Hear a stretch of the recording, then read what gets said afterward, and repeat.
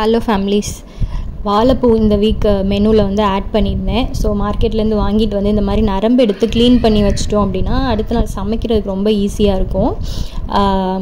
இது வந்து லைட்டாக வெங்காயம் மட்டும் இதுக்கு நிறைய ஜாஸ்தியாக போடணும். போட்டுட்டு பச்சை மிளகா போட்டுட்டு அதுக்கப்புறம் கட் பண்ண வாழைப்பூவை வேக வச்சு தேங்காயை போட்டு எடுத்து சாப்பிட்டா அவ்வளோ சூப்பராக இருக்கும். இது ரொம்ப நல்லது லேடிஸ் எல்லாருக்குமே. இது ரொம்ப நல்ல நம்ம எல்லாருக்குமே தெரிஞ்ச விஷயம்.